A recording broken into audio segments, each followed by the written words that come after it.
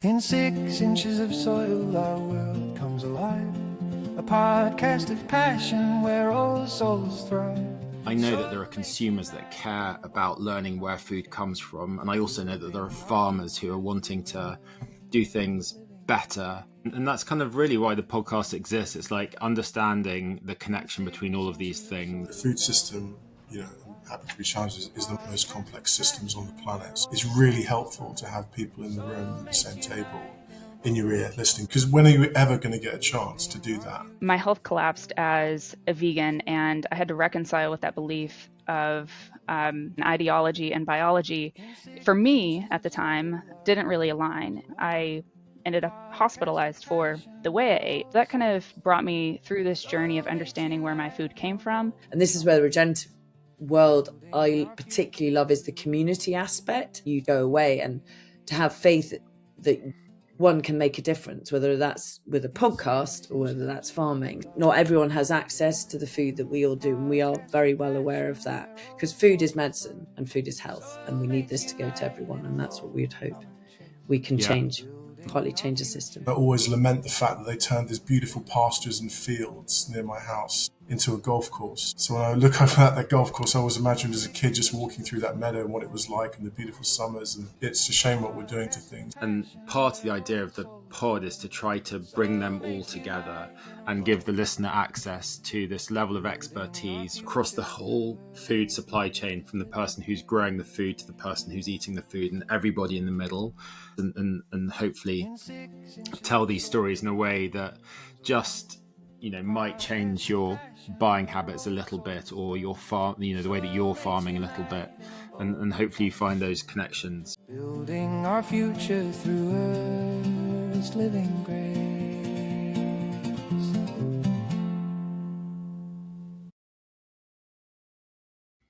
So before we start our episode this week, we're joined by a special guest.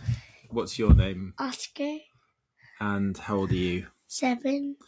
So on the episode where we learned about soil microbes, Michael suggested that you can, with your worm farm that you had in your school class, that you could get some broccoli, one piece of organic broccoli and one piece of normal broccoli, slice it lengthways and put both bits of broccoli in the worm farm.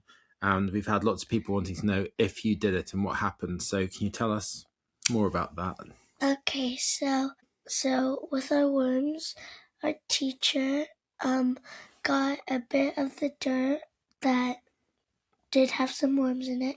She poured it out on her desk, and then we all saw.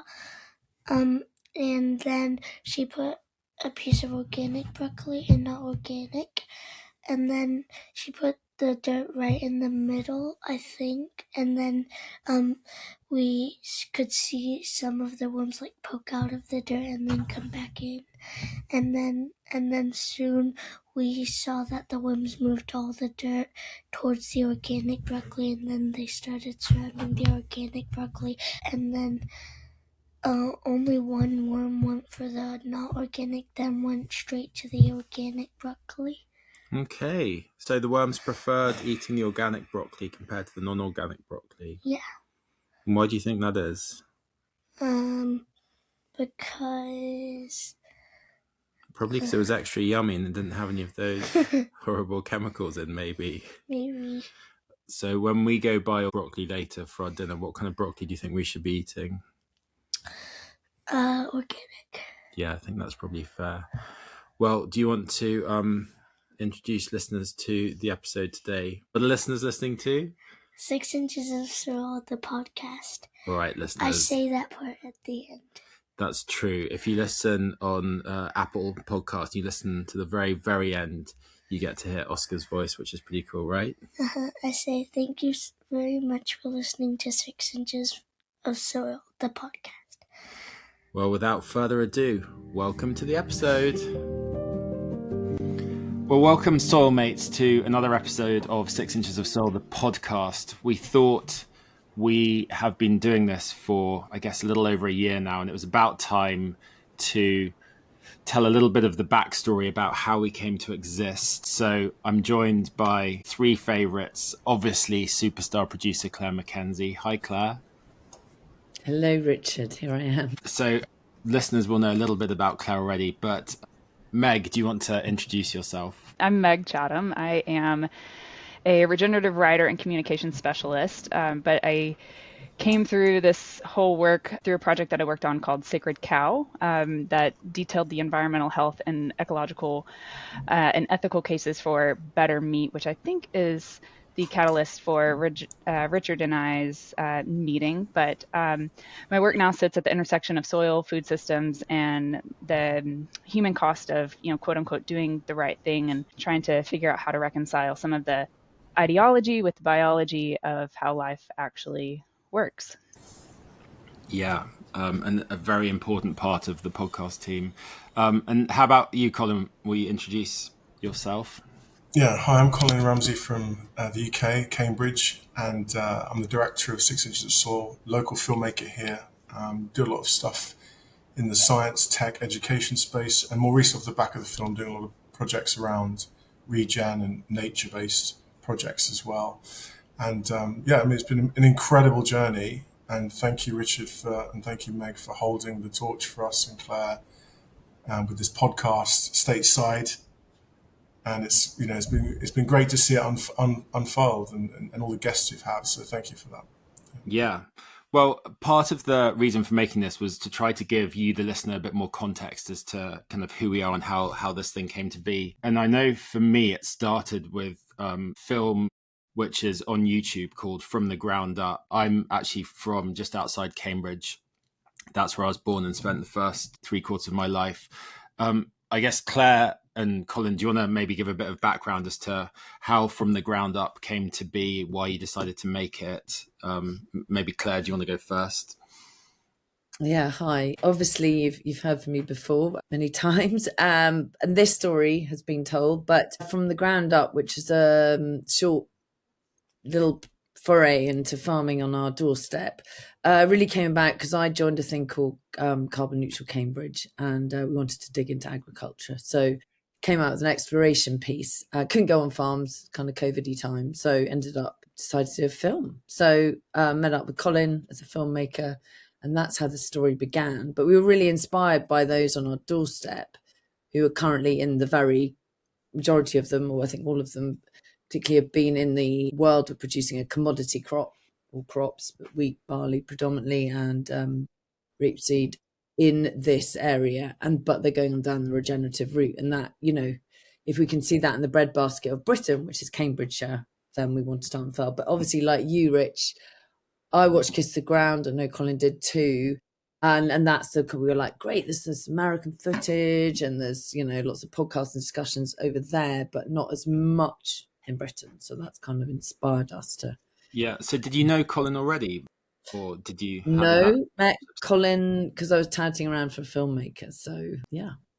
Okay. I moved to Cambridgeshire and then, Colin is a local filmmaker. So. Yeah. And Colin, was this your first film in this kind of subject matter, or was it something that you'd always been passionate about? So, as Claire mentioned, it was during COVID as well. And I was also volunteering on a local farm in Cambridge, Cambridge Co Farm, which is community market garden. So it kind of coincided with that, which was really nice. I hadn't done much on farms, but I'd done a little bit on sustainability, mostly kind of like talking head factual stuff with experts, particularly around climate change. There was a series of climate conversations with the university, and that had a lot of scientists, including actually the former chief scientific advisor to the UK under Tony Blair. It's an Australian guy, I can't remember his name. Oh, you'd recognise if I mentioned it, but I got to interview him and a bunch of other climatologists. Also, Mike Berners-Lee, who features in the film. I interviewed him as well prior to this project. So there was a few subtle connections there. But never really done any filming on farms. Done a bit of work on farm. My mum's partner's passed away. Managed a little bit of livestock, and I always lament the fact that they turned these beautiful pastures and fields near my house in Huntingdon into a golf course. So when I look over at that golf course, I always imagined as a kid just walking through that meadow and what it was like in the beautiful summers. The grass was, up to your knees, and there was buttercups and daisies and all that sort of stuff. So Interestingly, a word I've learned recently is called solastalgia, which means the sorrow you feel for a landscape that's been changed due to human development. And I think that kind of sums up the feeling I had going into this. Wasn't really, depression or, anxiety, but it was just a subtle feeling of it's a shame what we're doing to things, and how those kind of evocative memories you have as a child when there's just more nature around. You just generally felt that, the whole like bugs on the screen analogy, you just generally felt there's a lot more nature around, but you didn't really join up the dots, and now you can join up the dots. You realize, oh Christ, what are we doing? So that was my kind of contextual experience going into this project, and since then my eyes have been wide open. Yeah, well, it's really good. I urge listeners, if you haven't watched it, it's on YouTube. It's really good. It's called From the Ground Up. And it resonated with me because it was so local to where I was from. And, very briefly, I've been in the meat world for about 25 years now. And I guess the first 15 of those were in the UK. And I've always been trying to work with consumers who care about the best meat possible, whether that's special breeds or extra marbling and things like that. And so I've always been interested in agriculture and how to produce the best food possible, but in a way that is not industrial. And I'd learnt about feedlots in the US. In fact, one of the early guests we had on the podcast, Mark Schatzker, has an amazing book out, which is called Steak. And the premise of that book is that he goes around the world trying steak, and then he traces back to the origins of it to understand why it tastes the way it did. And there was a remarkable passage in that where he talked about going to see a feedlot for the first time. He tried a steak in New York.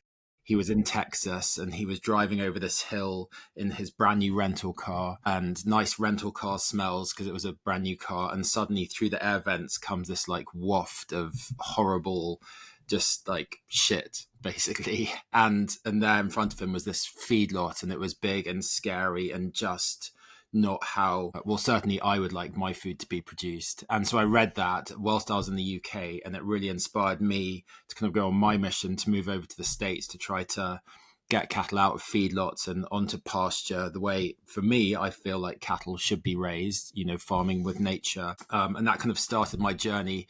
And so I was doing this based out of Austin, and I saw From the Ground Up. And I actually found, Claire, the first time that I slid into your DMs, it was on August the 19th, 2022. And I wrote, Claire, I'd love to connect with you to see if I can help with your movie in any way. I'm a Brit from Cambridge, now living in Austin, Texas. I'm Chief Sustainability Officer for a huge US meat company. All right, calm down, Rich. I was listening to you on the podcast, would love to connect. Okay. So that was kind of how it started, because I'd seen your trailer for 6 Inches of Soil. This was, you'd put the trailer out and you were still, I guess, in production or whatever. And my thought at the time was, wow, this is somebody close to where I'm from on this mission, really aligned with my values. And maybe with the experience I've got in the kind of food space, I could help you in some like tiny way, just make the film as accurate as possible with the story that you were telling. So that was kind of part of the entry point for me. And then I'd also, Meg, I'd reached out to you. I'd emailed you because you were part of your job was writing blogs for an amazing lady called Diana Rogers, who, as you said at the start, was behind this movie, which you helped with, called Sacred Cow. Again, go watch it. It's really good film. And so I'd reached out to you, Meg, and we met up here in Austin, and I shared with you a kind of vision of, hey, this food world is extremely complicated, but I know that there are consumers that care about learning where food comes from. And I also know that there are farmers who are wanting to do things better. And maybe you can kind of help me on that journey. So from your point of view, Meg, what did you think when we started pitching this idea of the podcast? Yeah, I mean, I love your ability to tell a great story. And I think that was one of the things that I loved so much about working with Sacred Cow. It reframed various conversations about livestock, ecology, and food in a way that wasn't so polarizing. And it also taught me one crucial thing about that is consistent throughout the history of humankind in how we tell our stories matter. So back in December of 2022, I sat sipping a coffee across the table from this extremely passionate human being that really cared about soil and regeneration, and all of the people in the movement that were really passionate about trying to regenerate the not just the soil but ourselves in a way that met people where they were. So I loved being able to kind of feed off of that energy and figure out a way to work into that cycle of trade-offs and reciprocity that kind of changes how we can all work to see food, climate, and people in a different way. And I really appreciated a lot of how you were framing your passion and your vision for this podcast, what you thought would take shape as a podcast at the time. You didn't demonize anything, and any of the food and climate discourses that are currently in the world. It wasn't that they were bad. It was just that they didn't meet people where they were. And so your vision for the podcast, in order to bring people around this metaphorical table to share the food of our conversations and our various expertise and perspectives on life in a way that can help meet people where they are to take action towards a planet that they want to live in. So if that answers your question, it really lit a fire in me to figure out how we can make this work. Because you were obviously already in this space and you'd worked closely with Diana. Maybe share a little bit about your backstory. Like, how did you get to that spot? Because, the blogs that you've written, which, again, listeners, go check them out. They're really good. We'll post links for them. But how did you get into that space in the first place? So the short story of that answer is I found myself, I guess, in a very ideological place. My health collapsed as a vegan, and I had to reconcile with that belief of, again, ideology and biology. For me at the time, didn't really align. And so I started to regain my health, and part of my restoration program was to incorporate eating meat, and really had a difficult time to, again, reconcile that ideology in my brain that, all meat is bad meat. Any animal food is unethical and harmful to our health, harmful to our environment. But at the same time, I ended up hospitalized for the way I ate. So if one couldn't be true while the other was true, despite me being a very type A person that was trying to do everything by the book, textbook right, to make this diet work for me. And so that kind of brought me through this journey of understanding where my food came from. And I think, soil was kind of the first place where I learned that, you can have truth without ideology, which brought me to, understanding more of Diana's work. And, she released a job description for a role to be a production assistant, helping her tell this story of reframing meat as less of a villain and more of a potential part of the solution in our climate story, and both our health and for me, the ethical side of eating better meat was also very important to understand and learn through her. So that was kind of how I began to drink from the fire hose of regenerative agriculture, and through that film learned a lot of great people doing amazing work in the space have since tried to find those ideas and tell those stories that honor both the land and the people that are stewarding it. Yeah, and how's your health now? Are you back to a place of happiness? I am, and I think a lot of that is a very nuanced equation, to where it's, in some ways you look at it, has very little to do with the food that is actually going into my body, and a lot to do with the mindset and the gratitude for how that food came to my body in the first place.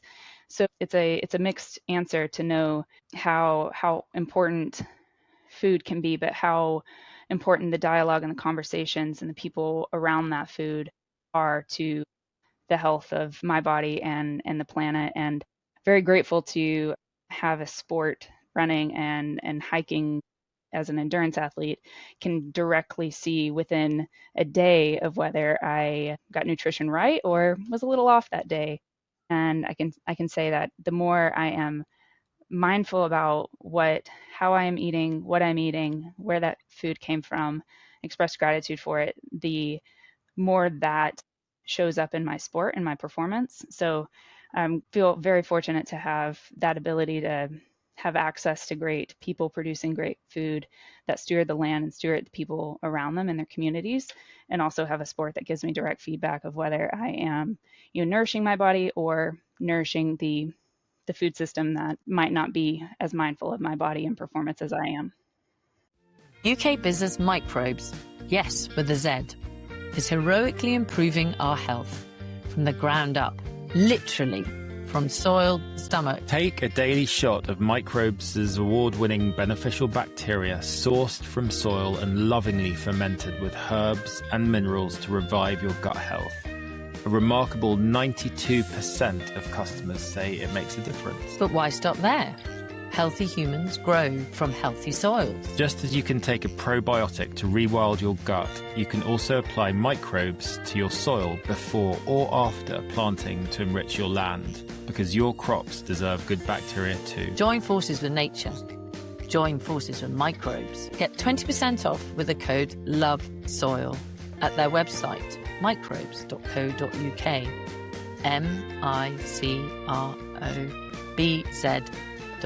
microbz.co.uk. And that's kind of really why the podcast exists. It's like understanding the connection between all of these things. And actually, if you give up meat, maybe it's not best for you as the health of a human being. Maybe it's selecting the type of meat and the way that those animals are raised and what systems they come from and stuff like that. But we should also be clear that you are a big part of the Sustainable Dish podcast, which is part of the reason why we connected with you, because that, again, like, it's still up online to listen to back episodes, really good. But I knew that you did that and it's really good. And so all the basic things like, hey Meg, what kind of microphone should we be using? What programs do you recommend? I mean, it was pretty elementary questions probably, but also really useful to how to bring this to life, I guess. I think all I did was hold a mirror up to you that proved to you that you could do it. So yeah, grateful to be a part. Exactly. So then cut to, I was watching, they have these talk shows every night here in the States, and there's one called The Tonight Show with Jimmy Fallon. And they were running a feature, or like a little bit, where they had a poster of Michelle Obama's book that she'd just written. And the bit was they would get members of the audience to come and say nice things to the poster about how much they loved it and how much they enjoyed Michelle Obama. And whilst they were talking, secretly, actual Michelle Obama would walk up behind them and then surprise them. I saw this, and then at the same time, I'd seen a preview clip of 6 Inches of Soul, the documentary, and there was that scene at the end of the movie where Anna, the crop farmer, is sitting cross-legged in her cut field of wheat, and she's reading Dirt to Soil to camera. At that time in my life, I'd recently met Gabe, and I knew him a little bit, Gabe Brown, books Dirt to Soil, and I just had this kind of crazy idea. And I remember I was driving to a regenerative food conference called What Good Shall I Do here in Texas, and it was like AM or something, and I called Claire up and I was like, this is probably a mental idea, but what might you think if I could have a chat with Gabe and see if he might be interested in coming over to the UK? Is that something that might be interesting to try and surprise the farmers from 6 Inches of Soul with Gabe and do something like the Michelle Obama, Jimmy Fallon Tonight Show that I'd seen? And Claire was like, actually, yeah, that could be quite fun. And so I then called Gabe up and asked him, you probably think this is a silly idea, but is there any chance you're going to be in the UK anytime, in the next 6 months? And he said, well, actually, in a few weeks' time, I'm going over there to speak to a retailer's farmer conference. And so I said to him, could I borrow you for maybe 2 days, maybe make your trip longer by 2 days, because then we could plan something quite fun. He was like, yep, let's do it. That sounds really good. About 2 or 3 days before that was due to happen, and he was due to fly over, Gabe and Salah Shemarani, who's the CEO of Regenified, said, well, it would be a bit silly to do this trip without you being on it. So do you want to come along with us? So I was like, okay, cool. Cut to me being Heathrow Airport, meeting Gabe Brown at Costa Coffee. other coffee shops are available, and bundling him into a car and driving up to Anna's farm. What we should also tell you is that we kept it a secret from Anna, and so we'd been chatting with her parents. So we turned up on her farm in which county is it? Shropshire, Claire? I can't remember. It's Lincolnshire. Lincolnshire, there you go, in Lincolnshire. And what we had found out, what I'd found out the day before, is that Anna's boyfriend had proposed to her that night. And we didn't know if she'd said yes or not, but hopefully she had done, and it turned out she did. So we turned up at this farm with Gabe Brown, and Anna was in the garden sipping a cup of afternoon tea because, you know, she's English. And Gabe just walked up behind her and tapped her on the shoulder, and it was just a really magical moment of Anna meeting her hero and it being a surprise. And she just got engaged the night before, and it was just this big celebration. It was really lovely. And the day after, Colin and Claire had agreed to meet us at a bookshop. And what was the connection with the bookshop, Claire? It was... So Molly was part of our team, and she was one of the co-editors on the book. And her dad owns one of the few antique bookshops left in London, and he had volunteered. I mean, it's all very random, wasn't it? And we were going to have our book, Gabe's book, and the whole thing came together. And anyway. P.S. listeners, this bookshop is, in my mind, very similar to the scene in Notting Hill where the bookshop that Hugh Grant works in and Julia Roberts came in. Like, it was brilliant. It was just perfectly English. Very low doorway, I remember, because I'm tall. I'm 6'5", and I think I smashed my head twice during the situation there. But it was on a bank holiday Monday, and we'd got Farmer Ben to come up with his wife and his brand new baby on a rainy bank holiday Monday up to London. And then we had Gabe in the bookshop waiting as Ben came in to surprise Ben. And it was just a really wonderful, warm experience. And fun fact, in the bookshop, we found a book that was written 40 years before America had been discovered by Christopher Columbus. Like a really, really old book, all about how farming used to work in the UK. And we showed it to Gabe. And what was kind of funny about it was that the book was describing farming methods and teachings that he's now trying to, you know, teach. And we're all trying to show farmers how to farm once more, like we did way back when. So that was quite fun. And Gabe ended up buying that book. But off the back of that, we organised in the pub next door to the bookshop to have episode 1, and we got to, well, it's now, you can listen to it, it's the uncut beef banter episode 1, and we got Gabe, Ben, and we got Jacob from Chipotle, and Chris, who does all of the restaurants in London, just to have a round table conversation. Colin, we've got huge thanks to you for that episode because of all of the equipment we had. Well, I had no equipment or knowledge about how all that works. There was a ton of background noise and music and all that stuff, but that was kind of the birth of the podcast. What did you think, Colin, on that day and meeting Gabe and stuff? How was your experience? Yeah, I mean, it was quite special. It was that bookshop was really quaint, and it reminds me of sort of a Harry Potter-esque bookshop or something like Notting Hill. Yeah, I could spend all day in those places because I love the smell of old books as well. It was nice, and we filmed the scene with Gabe meeting Ben as well. I think it worked really well. I think Ben was quite surprised. Gabe was, very easy to work with, very generous with his time, very kind, and I think the beef banter session, we cleaned it up pretty well. I think it came out all right, actually, considering there was a lot of background noise and background music in a pub. It's pretty hard to not do anything about that. Yeah, it was fun, I think. And then obviously doing that first episode, you don't know where it's going to go. So the anticipation of, is this just a one-off? Is this got legs? Can we make something of this? And to know, I think we're on, is it episode 10? Yeah, 11, I think we're up 11, to now. yeah. So, I mean, it's pretty awesome to reflect on that and see the trajectory of the show and people still tuning in to all these amazing topics and guests and stuff. So, yeah, pretty cool. Yeah. And I think part of the reason that we did it as well was to try to bring together all these different worlds. And I often think of, a listener as being a shopper in a supermarket, and in front of them is they're in the bread section, they're surrounded by a wall of bread and all these different types of bread. But how do you know as a consumer, like which bread to put in your shopping basket, and how does that relate to your values? Like, how was that wheat grown? Or same in the meat aisle, how do you know what kind of meat to put in your shopping basket that you're going to eat? And how does that actually, what's the reality of how is that produced? And just trying to educate a small bit so that in that moment that shopper has a better idea of the choice that they're going to make. But similarly, we're talking to farmers as well. This regenerative agriculture movement has been growing and building, but a big part of it is trying to educate and just put information out there to show how it's all connected. But it needs all of us to kind of learn at the same time. It's great for a farmer to farm this way, but if consumers don't understand the product that he's making, it's not going to work. And similarly, if a consumer wants to buy something that isn't yet being grown, that's not going to work. So it all kind of has to go together. But Claire, what were your memories from that first day recording and that whole origin part of it?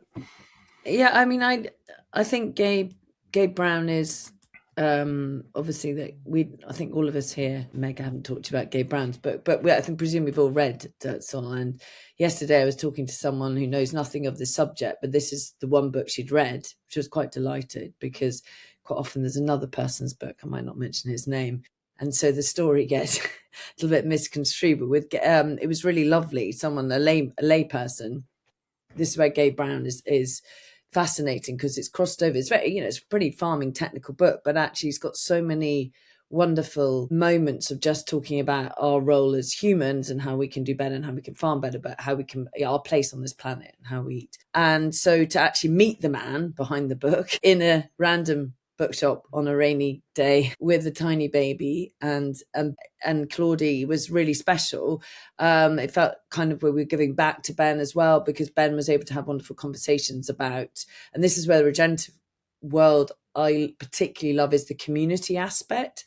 And so you can see that someone like Gabe Brown just blows my head away. Again, this year at Groundswell, spent more time with him, and he had people coming up to him every single minute for 2 solid days. But yeah, he has time, he connects, he says something that's pertinent to that person, and for you to go away and to have faith that one can make a difference, whether that's with a podcast or whether that's farming. So I think that for me is the kind of grounding feel that I had that day. I kind of was laughing at Rich, because Rich had this story about being a middle-aged man wanting to go on this journey of not wanting a racing car but wanting a podcast. So that kind of appeal, I forgot that part. For me, and I think I'm sure Colin will contest, and anyone else on our team, there's a zillion rabbit holes we could have gone down making the film, and so with the podcast we can go down those rabbit holes. And the other thing my main tip was to Rich, well, we don't need another podcast, there's too many of them. But I think way that you conducted that first day of having different people around a table, so that round table discussion is very unique. And then we generally bring in people from the States and bring people from Britain or Europe. And I think that is great to have those different perspectives so that we can broaden a little look into that topic. Obviously, we keep it quite tight to an hour, which again, I think keeps people on target. And this session is much about introducing us, is to hopefully kind of reflect a bit about why we're doing it, where we want to go with it, but also the essence of its place in this library of podcasts. So we hope that when you tune in once a month, we're not maybe doing it weekly with one guest, but once a month we're giving you hopefully 2 to 4 guests, and you're getting that kind of that lovely in-depth moment. So that's kind of how I feel about it and what came from that day. I've been very lucky in my career, and I know you have too, Claire, and Colin and Meg. All of us have been lucky to meet some amazing people. And part of the idea of the pod is to try to bring them all together and give the listener access to this level of expertise from these amazing humans who have gone on their journey in whatever field they're in, but across the whole food supply chain, from the person who's growing the food to the person who's eating the food and everybody in the middle. And so each episode, I think, is extremely unique in the way that we're showing what connects back to the soul. I'm really proud of what we've done so far, but there's huge potential. I'm also really curious to hear from the listeners. We've had some really lovely feedback, but things that you guys might like to learn more about, because it's really fun. The thing I've also learned is that people in this space are really open and willing to share. I come from part of my career in the kind of big commercial meat world.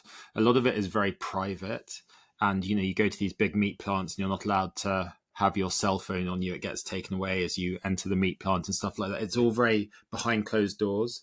And this whole regenerative agriculture movement is the exact opposite. People want to share. They want to tell their story and help move the needle a little bit. And so we want to make the most of that and bring together all the synergies that exist between the UK and the US, and hopefully tell these stories in a way that just might change your buying habits a little bit, or the way that you're farming a little bit, and hopefully you find those connections. Yeah. Now, Colin, tell us a bit more about your kind of current projects from a filmmaking point of view, because that might be interesting for the listener to learn. Obviously, 6 Inches has been very successful as a film in terms of the communities that you've been building. What's next in that space for you? Yeah, so being my first feature film, it's been a steep learning curve, and particularly the way we funded it as well in non-traditional crowdfunding, which is one of the hardest paths, if not the hardest way to finance films. But it has its advantages as well. So you grow a community and you build up an audience before your film's out, and you're really putting yourself out there in terms of why you're making the film, why the team's important. Do they believe in your idea? And you're testing that thesis in a live environment, because people give you money or they don't. So that's been a huge learning curve as well, doing that. And I've done crowdfunding videos for other people actually, but doing it yourself is a massive order of magnitude higher in terms of emotional load and resources. So that's been incredible. And then, more recently, off the back of 6 Inches, we're doing some educational cuts. We're releasing 6 films over the next few months. We've released 2 of them already, 2 short films about soil, about people's relationship with soil. We had the opportunity to go into a school last week and play some of the videos as well to kids. So these were year 11 kids, which is 15 to 16-year-olds. We did a session on soil, and they really loved it. The videos were a really good learning and teaching aid in the session. The teacher was very happy for us to be there, and we got some great feedback. So it just shows there's so much more work to do. And these are cuts based on things that weren't in the film that got cut out or we weren't able to use, and also going into a bit more detail on certain aspects. So the other videos are a bit more detail. There's a lot more information around supply chains and the economics of farming as well. So these are conversations we had, interviews we had that didn't make it to the main film. Yesterday we shot some additional material as well, actually, an interview in London. So that's been going really well. And then earlier this year as well, I got the opportunity to go to India, South Africa and Rotterdam as well to work on a series called Islands in the Common Sea, based on an author, Jenny Jeffries. Sorry, some background noise there. Yeah, so it was amazing to go out to those countries and see regenerative agriculture in practice, because the book is basically a giant coffee table book with all these case studies from around the world of regenerative farming and low impact fishing as well. And the one in India was about a permaculture farm, a lady called Manisha Lathgupta, and she's done incredible things there with a small plot of land over many years. And she's helping educate local farmers to move away from industrial farming, and does lots of courses and things like that. Then the low impact fishing was Greenfish, based in Cape Town, South Africa, a guy called Ryan, and he's been doing that for about 20 years. And all his fish is delivered fresh to residents of Cape Town. It's all line caught or pole caught tuna, and it is incredibly informative and educational for the local community, trying to get people to buy fresh fish that's not trawler caught. So that's been incredible. And also, it was really exhilarating being on those boats, because they're tiny boats and they go 50 kilometers out to sea. And I've got the camera there. I'm like, one false move and I'm in the water. So it was like, and I got my sea legs the second day. I was terribly sick the first day. Got my sea legs the second day. So that's physically quite challenging as well. And then in Rotterdam, quite similar to East Anglia, it's all reclaimed sea land and marshland, and they've got similar problems with soil there. And did a really cool short on a farm out there called Klomp Farm. That's one of the few regenerative farms in Holland, and they're doing incredible things with soil. and soy as well. They're doing their own soy sauce, the whole vertical supply chain from regenerative soybeans to actually fermenting the soy. And it's been very popular there. So they've built out their own brand. So that was really incredible. And that was up the back of 6 inches. And then Claire and I also worked on a joint project with WWF looking at regenerative dairy across the UK. So got to film across 5 regenerative dairies, nature-friendly dairies. Some wouldn't call themselves regenerative.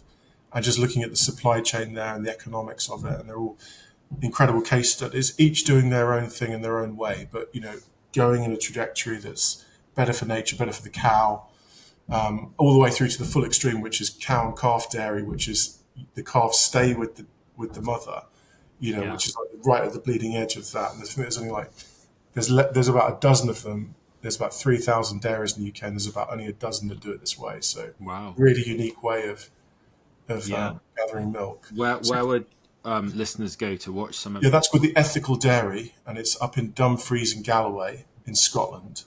And they've actually done a film about it as well, I think it's called The Ethical Dairy. It's just come out. It was premiered in Cork in Ireland at a film festival there. But if you Google The Ethical Dairy, you can find it, and they sell ice cream and cheese as well. Amazing. Sadly, the farmer's wife has passed recently, but he's doing incredibly well. It was, again, similar to 6 inches. When you meet these farmers, you're so humbled by the work that people do, trying to do the right thing in an economic climate that's really difficult and not optimized for the work they do. So I think it's incredibly humbling, rewarding, great stories. And it just reinforces the fact that the choices we make in our food system really do matter. Yeah, and we should vote with our consumers need to vote with their wallets, and they can really make a difference if they have the opportunity to do so. Yeah, exactly. You can go and tell Harry Potter under the stairs to pipe down. By the way, one quick story I will tell, which is quite funny, is just before Groundswell a couple of years ago.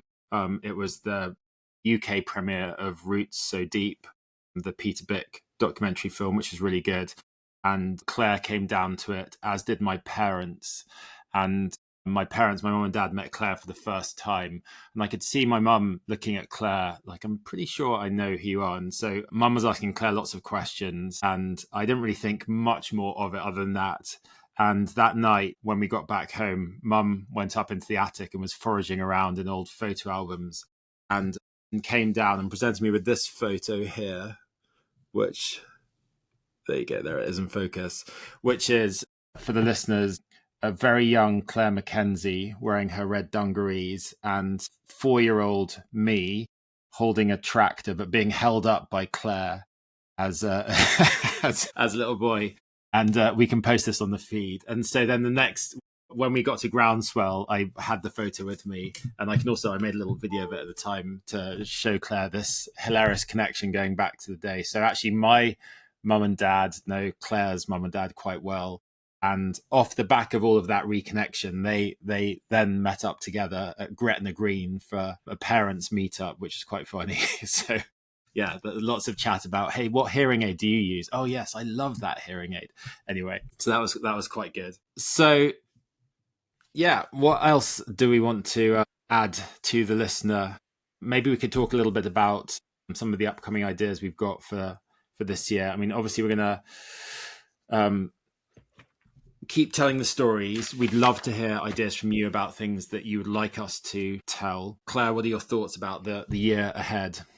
Well, we had a planning meeting, didn't we, Richard and Meg? I know, get ready. We're starting to become organised, which is it's an organised plan. So I don't want to spill beans too much because things might move, because we try and be fairly dynamic. So if something new on the horizon, I don't know, latest policies or whatever.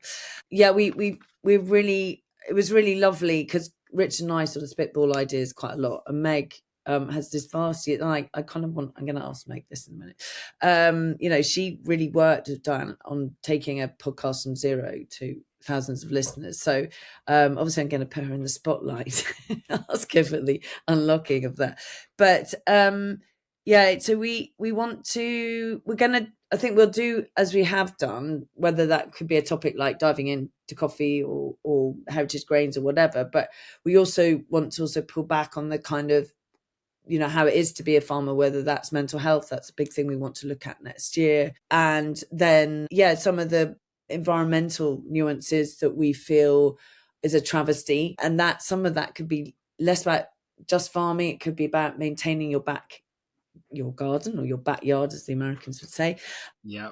And, you know, just thinking about nature-friendly gardening as well as farming. So, you know, we believe that most of our listeners, and you guys can correct us with a message, we know there are some farmers out there that are listening, regenerative farmers, but we do also know there's quite a lot of conscientious consumers or citizens, as we are meant to call ourselves, and those that are really reading the back of the pack in the supermarket or non-supermarket, buying directly from farmers, obviously key. Those are we try and keep the topics as illuminating, but without being too dry and in depth. And I think some of them we've gone a little bit deeper, because the thing is, with all of us here, we have quite a lot of knowledge, or rather we care so much about the subject, sometimes we probably can go a bit deep. And that's where Meg's incredible at editing, by the way. So what you hear is some people send out podcasts fairly unedited and regularly. We're doing it less regularly, but with some tighter editing. Meg, you're very generous and don't seem to take out too much of our absolute tripe, but that's kind of where we're at. And the other big thing, our dream, is that we do a bit more in person, like Microbes who have been supporting us. I'm going to go and see them. I've just got a date in January. Sadly, Rich, I don't think you'll be here then, but I'll probably go visit them. I want to understand a bit more what's behind that product. I've heard so much about it. I've met them so many times. I'm going to go and see the vat where it's made, walk the land that they actually bring the microbes from, and actually see Jeff having that connection with the soil. And I know Rich and I dream that, okay, when he's here, which you do come with work, we'll be able to do some more visits together. I dream perhaps if it would be great if there was no carbon footprint with this, but maybe perhaps going to the States and doing a tour. Colin and I have always dreamed that we'd take 6 inches over there, and perhaps we could create some other things. So that would be one wonderful thing, and meet Meg in person. And just really, I think doing a bit more. We have talked about doing more live podcasts as well, because that would be a really special moment. So that's for me. But Meg, I'd love to know, when you started with that, was that right at the beginning of Sustainable Dish? And how did you guys develop the podcast? What top tips would you give us, and etc.? Fielden is the English whiskey that's changing farming for the better. Field by field, harvest by harvest. Fielden is bringing England's fields back to life with diverse grains that thrive naturally. No sprays, no artificial fertilisers, no shortcuts. It's no chem, regenerative farming without chemicals. The result? Healthy soils, clean waters, flourishing biodiversity, a smaller carbon footprint, and whiskey full of flavour. Think warm, flaky pastry, butter and caramel. Fields full of life, whiskey full of flavour. Visit fielden.com. FIELDEN, and remember to drink responsibly.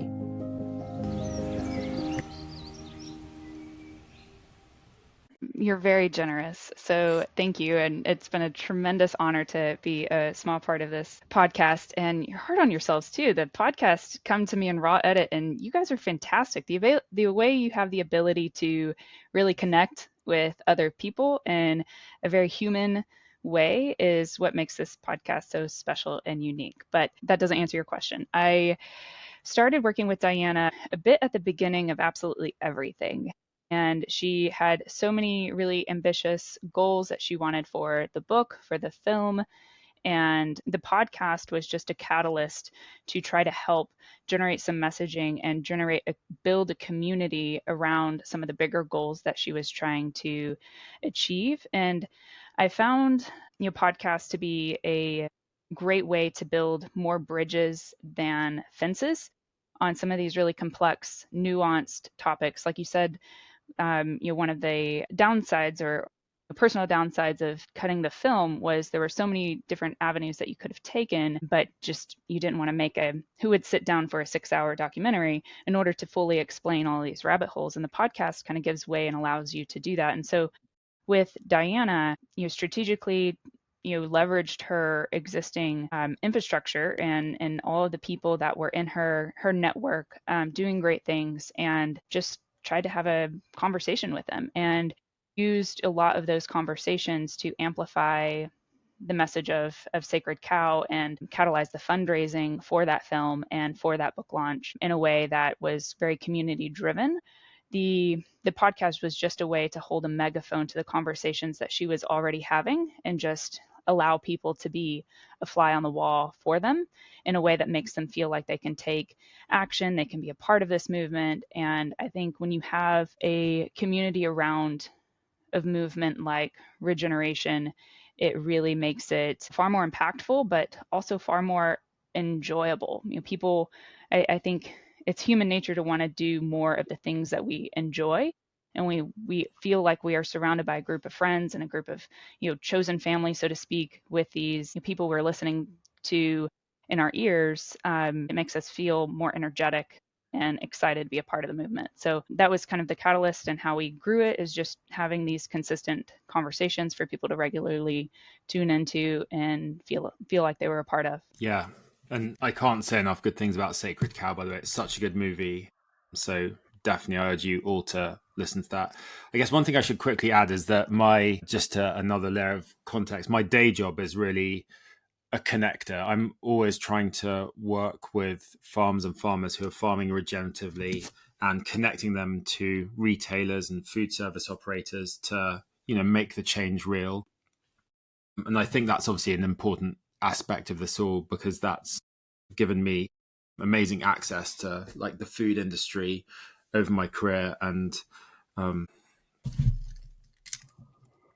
that's it. I think you undersell yourself so much, Richard. It's tremendous the way you can bring people together around a table and have these great conversations. Again, like no podcast needs more heroes or more tips and tricks to be the best, most productive human of all mankind. We just want to feel connected and feel seen and human. And you have a tremendous way of making people feel that way on the air. So thank you. Well, thanks for saying that. It's also sense making as well. I think going back to your earlier point, Richard, about complexity, the food system, and happy to be challenged, is the most complex system, if not one of the most complex systems on the planet. So when you're talking about people and stories and all the layers you have to go through, from farm to fork, from soil to finished product, it's really helpful to have people in the room at the same table, in your ear, listening to it on a long drive, to actually make, because when are you ever going to get a chance to do that in conversation? You're rarely going to get the chance to actually have 4 or 5 people in a room talking about how coffee is made, how milk is produced, how bread is produced, and actually, oh my God, and then related to the choices you make in the supermarket. Hopefully you could have a 1.5 hour drive to the supermarket, listen to the podcast on coffee, then buy your coffee and be a much more informed consumer. But I think that's a real USP of the show as well, is distilling that complexity down into simple chunks of information that people can understand, from choices through to production, and then how it all knits together with the environment and stuff. Because I think people have different values for food, don't they? It can be cost, it could be animal welfare, it could be provenance, it could be the environment, it could be taste. There's all these different aspects. And I think not only is the supply chain super complicated, the choice behaviors and decision making is really complicated and individualized as well.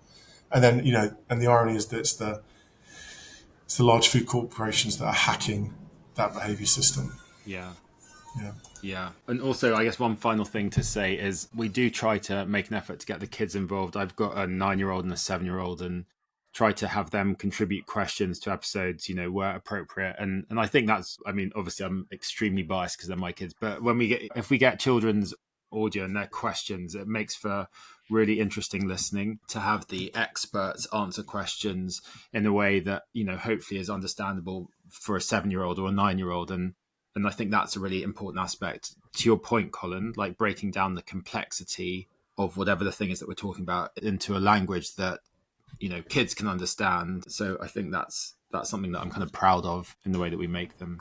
Yeah, and also I think, listening to the episodes and farmers can get quite technical quite quickly.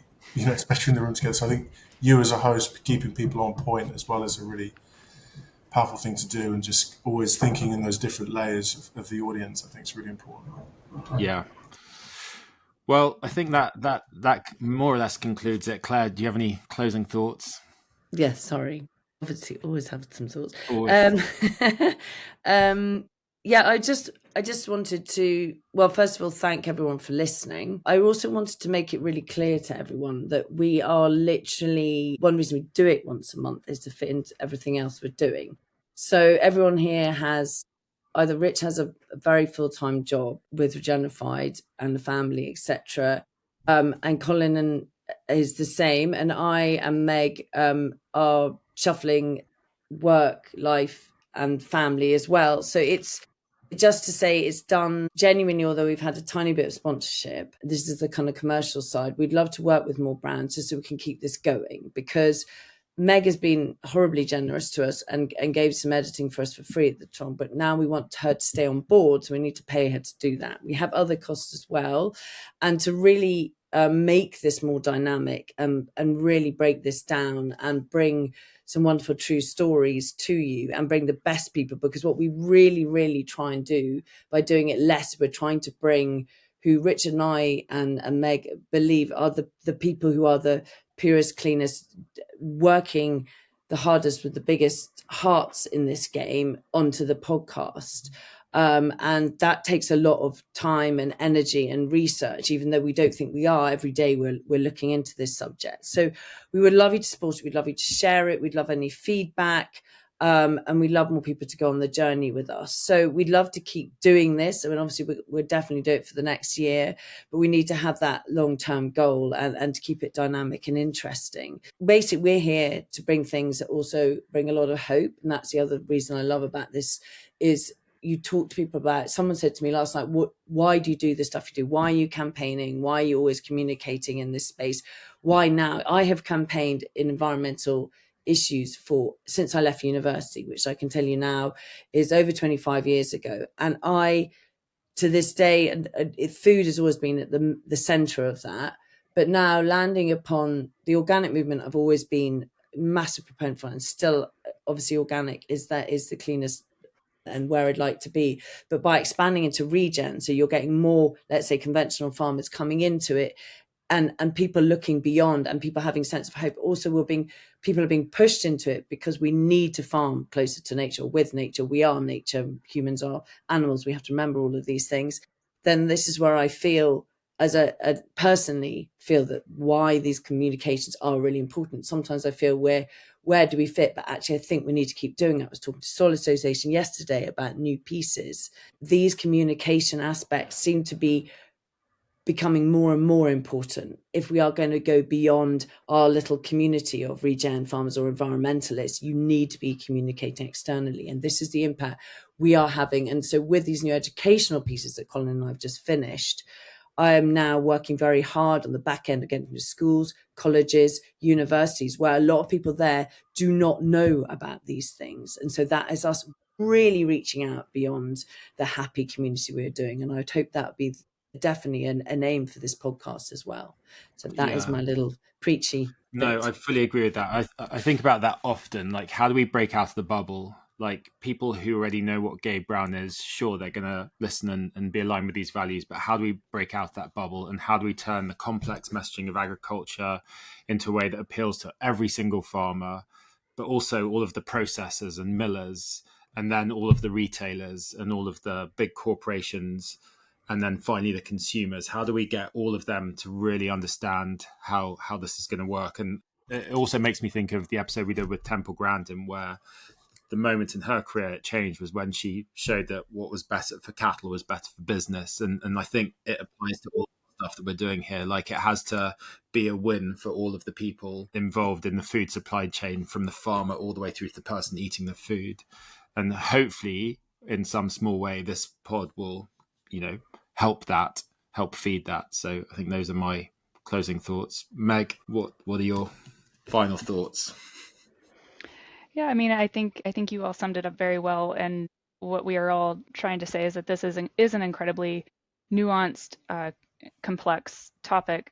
And whether it's by choice or by nature or by design. Many of us are ignorant about the food system and the many complexities and layers behind it, but ignorance is the first symptom to chronic disease, whether that's disease of our bodies or disease of our planet.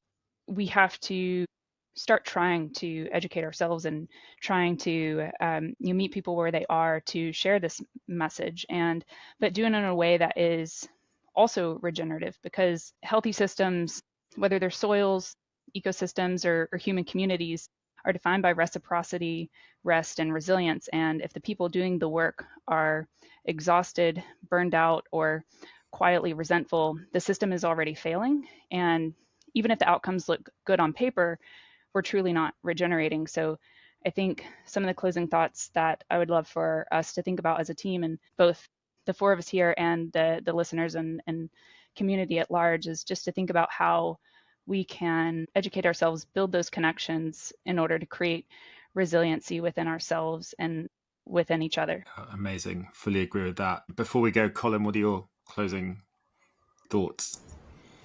Yeah, I think it's all about taking actions. It's very easy when you're listening to podcasts. The show is about food ultimately, and soil and how it's all connected. So I think, we can all make choices with food. We all have to eat. We all have to cook. So it really is down to the consumer, because corporations aren't going to change without massive incentive changes as well. You mentioned earlier, what's good for the animal is good for the business. Well, that context applies to all farming. And at the moment, what's good for business is not necessarily good for the planet, because the incentives aren't right? So we're slowly changing. We do see positive directions, but ultimately we want to live on a planet where what's good for the planet is good for business as well. So food is one part of that. So I think and the consumer is the engine behind that. And I think if enough consumers demand change from, whether it's higher animal welfare, better for the soil, better for the water courses, all those things, and you turn over that label and you see it and it's really clear, and we can all make informed choices. That's the power that we have, and we mustn't forget about that. And I think that's why I love it when you always bring it back to consumer choice and making informed decisions. And I think, then we can talk about governments and things like that as well. But I think that for me, that's the biggest takeaway. Keep focusing on that and make it really simple for people to make those choices, right? So it's not 10 steps removed, it's just one step removed, and signposting how to make those choices. It's the number one thing that comes up in screenings. How can we affect change? But how can I as a consumer affect change? Go to your farmer's market, turn over the label, go to a butcher, whatever it is, just simple things, right? You don't have to change the world overnight. You can just start with simple steps. I think of it like we can't let perfection get in the way of good. And I guess from my athlete's perspective, is the only way to get good at push-ups is to do more push-ups. And so if we can think of one small change that we can do, one push-up here, one push-up there, we'll get better. Yeah. And if you can't afford that change, you can. There are many organisations, many of them are our partners, and you can sign and you can write to your MP or your politicians in the States. You can do it in a different way, or you could go and get involved in a community garden, get your hands back in the soil. So not everyone has access to the food that we all do, and we are very well aware of that. And that is something that comes up time and time again. It's something that Colin and I are looking at. How do you get this good? Because food is medicine and food is health, and we need this to go to everyone. And that's what we would hope we can partly change the system. Absolutely. Well, Soulmates, thank you very much for listening. Please do follow us on your favorite podcast platform. Tell a friend. This is how it spreads. Share the clip on Instagram or whatever. But we're very grateful for you for listening. We look forward to making many more episodes to hopefully teach and bring some more experts to you. So thank you very much for that, and we will see you next time. In 6 inches of soil, our world comes alive. A podcast of passion where all souls thrive. Soil mates unite in a bold common chase, building our future through Earth's living grace.